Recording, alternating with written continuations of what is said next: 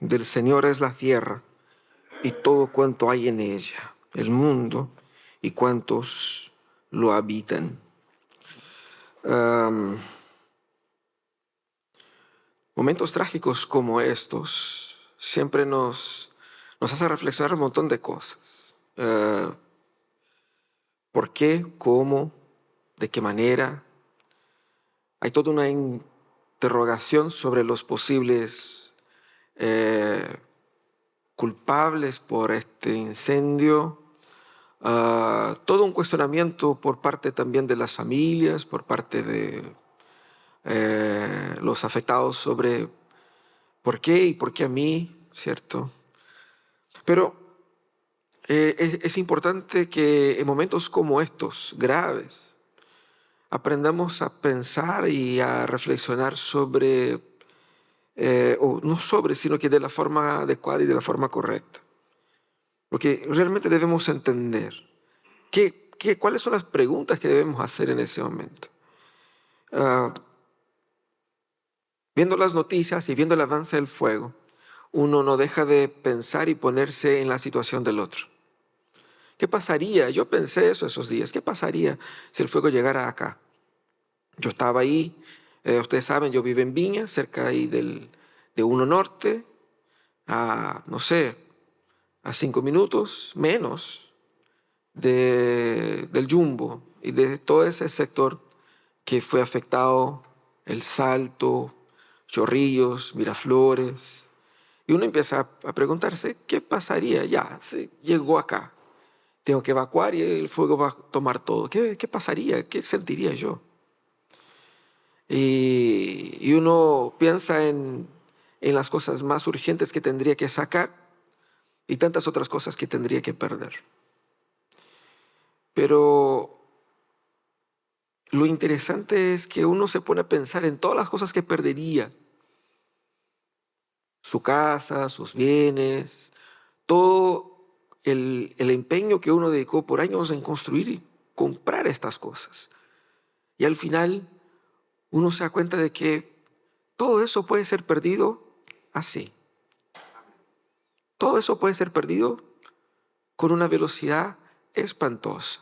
Yo estoy seguro que esos hermanos, esas personas que perdieron sus bienes, despertaron el viernes por la mañana como un día más y estaban proyectando su fin de semana, estaban organizando su día, estaban preocupados con otras cosas. Y a ninguno de ellos se les ocurrió que para la noche del mismo día ellos ya no iban a tener nada. Qué terrible. Pero eso nos hace cuestionar algunas cosas. Y una de las cosas es lo que ese texto nos dice. Del Señor es la tierra y todo lo cuanto hay en ella, el mundo y cuantos lo habitan. Netamente, hermanos, nosotros no tenemos nada. Nosotros no tenemos nada. Nosotros gastamos nuestras vidas para comprar cosas y para construir una vida que efectivamente no nos pertenece. No es nuestra. Y más, no es que nosotros no tenemos nada, nosotros no tenemos ni a nosotros mismos. Porque también aquellas personas que perdieron sus vidas en esos últimos 2 días, ellos no pensaban que sus vidas terminarían así. Varios estaban haciendo planes, proyectos, tenían ahí compromisos. Y así como de la nada sus vidas se les fue quitada. Y no solamente por accidentes así, nosotros no podemos estar seguros de que estaremos vivos mañana. Yo no puedo controlar ni siquiera el flujo sanguíneo de mi propio cuerpo. Y yo no puedo impedir, a menos que uno va a decir, no, pero con una dieta adecuada y con ejercicios uno puede, ¿cierto? No puede nada. Se puede intervenir en el cuerpo, pero efectivamente el cuerpo al final se te escapa de las manos. No tenemos nada. Y ese texto me vino a la memoria todos esos días. Qué verdad más absoluta que debiera ayudar a entender la situación que estamos viviendo. Del Señor es la tierra. Y si la tierra es del Señor, y si las cosas son del Señor, y si nosotros somos del Señor, ¿qué significa todo eso? En primer lugar, significa que ese texto va a apuntar en contra de la altivez humana de construir vidas, ciudades, historias sin Dios. Construir vidas para tener cosas, para encontrar su significado en las cosas que tienen. Y en el momento que pierdo las cosas que tengo, pierdo el significado, porque uno va a decir, he trabajado toda mi vida para tener esto. Pero la pregunta es, ¿ha valido la pena trabajar toda su vida para poder comprar cosas? ¿Para qué estoy trabajando entonces? ¿Para qué vivo? La altivez humana es la altivez que busca tener el control de todas las cosas. Incendios, terremotos, tsunamis, inundaciones, sirven para revelarnos que nosotros no controlamos nada. Construimos ciudades y las ciudades se incendian. Eso no fue el primer incendio en la historia, ni fue el más grave. Hemos vivido terremotos peores y el mundo ha vivido momentos terribles de guerras, de hambrunas, no tenemos control. Y ese texto va a decir eso. Nosotros no tenemos control de nada. Queremos tomar el lugar de Dios y construir nuestras ciudades a nuestro antojo. Construir nuestras vidas a nuestro antojo. Y eso está mal. También ese texto no solamente nos confronta, pero también nos conforta. Porque reconocer que eso no es nuestro, es de Dios, significa que hay alguien en el control de todas las cosas. El futuro no está a la suerte del más fuerte, a la suerte del que tenga más plata o a la suerte del que tenga mayor violencia. El mundo no está a la suerte de los más poderosos. El mundo está en las manos del Señor. Es de Él. Él tiene control. Si Él tiene control, podemos descansar en la certeza de que aquel que controla el mundo, como leímos en el Salmo 23 al inicio, aquel que controla el mundo nos cuida a nosotros. Aquel que cuida el mundo me cuida a mí. Incluso cuando en cuidarme a mí me permite perder todas las cosas. Porque al perder todas estas cosas, Él me recuerda que todas estas cosas que en un momento pensé que tenía, nunca las tuve. Pero la única cosa que siempre he tenido y siempre tendré es a Él. Y al tener a Él, lo tengo todo. Yo creo que antes de estos eventos, seguramente muchos de nosotros estaban ahí pensando, agobiados por otras cosas, ¿cierto? Inicio de año, muchas deudas, muchos compromisos, muchos, ¿cierto? Sacando cuenta para ver si alcanza a llegar a veranear un ratito o no, ¿cierto? ¿Cómo nos va? ¿Cómo salimos? Preocupaciones laborales, familiares, de salud, de empleo, una serie de cosas. Y todas esas preocupaciones revelan que nosotros normalmente no entendemos que por más que yo me esfuerce, es el Señor quien gobierna todas las cosas. Tengo que descansar en Él, tengo que confiar en Él. Pero no solamente ese texto nos confronta, nos conforta, pero también nos reorienta. En el sentido de decir si el Señor es el dueño de todas las cosas, de toda la tierra y de todas las personas, ¿cómo debo vivir entonces? ¿Cómo debo programar mi vida?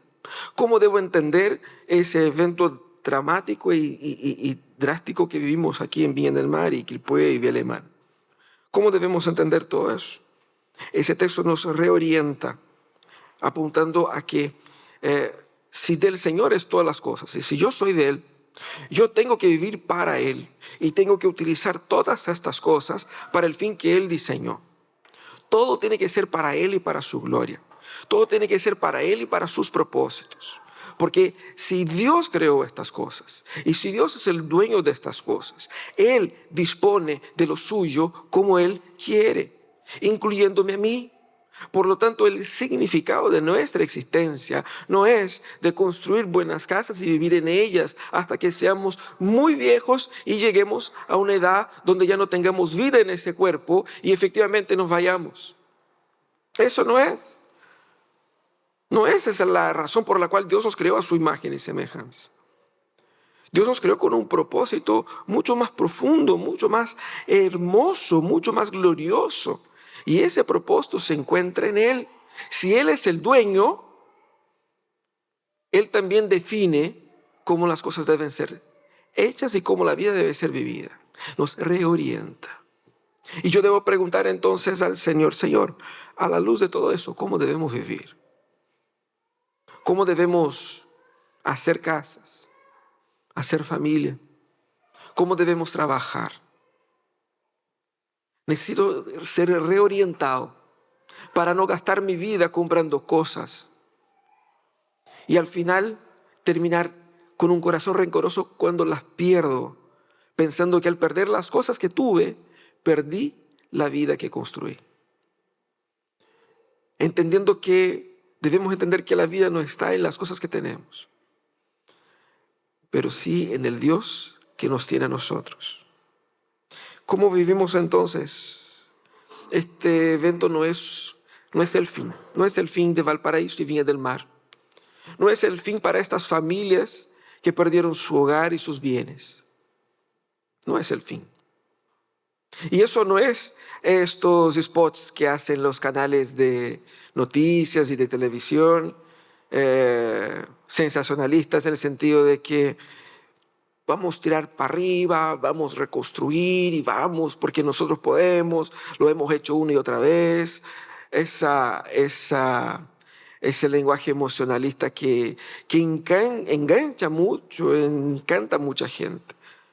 No es eso, no es eso de lo que la Biblia trata. La Biblia nos viene a decir de lo siguiente. Si el mundo es del Señor y nosotros también, entender que eso no es el fin. Es entender que por medio de esa calamidad, Dios puede hacer en mí y hacer en el mundo algo mucho más glorioso, mucho más hermoso, para su gloria, para su honra. Ayer yo pensaba, acordándome del templo de los hermanos allá de Villa Dulce, ¿qué pasaría si se incendiara el templo? Recién refactado, recién armado, recién hecho, ¿no? Si se nos quemara la mesa recién comprada, el piso recién instalado, y se nos quemara todo y perdiéramos todo y quedáramos así como totalmente destruidos. ¿Qué pasa? Hermanos, no pasa nada. No pasa nada. Es plástico, madera, piedra. Nosotros no teníamos eso antes, podemos vivir sin eso después. Eso no es la iglesia. Tus bienes no es tu vida. Y perder todo lo que tienes, incluso tus propios familiares, no es el fin. No debes vivir para estas cosas. No podemos construir una iglesia cuya esperanza está en las cosas que tienen, ni construir familias donde la esperanza está en las cosas que tenemos. Yo no puedo depositar mi esperanza en nada que pueda perder, porque cualquier cosa que yo puedo perder no es mío. Y al darse cuenta de eso, que no es mío, pongo a disposición del Señor para que Él se la lleve en cualquier momento. Y ahí el Señor obra en nosotros una paz, nos quita de la espalda un peso, nos da una certeza de que efectivamente lo que realmente tengo es algo que nadie me puede quitar, que es Él. Y teniendo a Él tengo todo. Tengo familia, tengo vida, tengo alimento, tengo bienes. A veces Él me da, a veces Él me quita, para su gloria, porque todo es de Él y yo también. Rindámonos al Señor, descansemos en el Señor y dejemos de depositar nuestra esperanza en las cosas que tenemos o que pensamos que tenemos y busquemos tener solamente a Él. Quizás ninguno de nosotros acá ha perdido su casa hoy día, pero ¿qué podemos decir al Señor? Señor, esa casa no es mía. Por más que el contrato de compra-venta dice que está con mi nombre, no es mía, es tuya. Tómala. Ese auto tampoco es mío. Tampoco son míos los hijos que tengo. Disponte de ellos. No es mío mi marido ni mi esposa. Es mi esposa, mi marido, mi propia carne, pero no es mío. Dispón de ellos también. Tampoco es mío el aire que respiro en ese momento, que tomé prestado de ti, no es mío. Mi vida, el corazón que está latiendo, tiene la marca, el timbre, propiedad de Jehová. Es tuyo. Dispón de ello también. Que podamos disponer de todo al Señor. Y así nunca tendremos temor a perder nada. Porque aquel que tiene solamente el Señor, nunca perderá. Amén.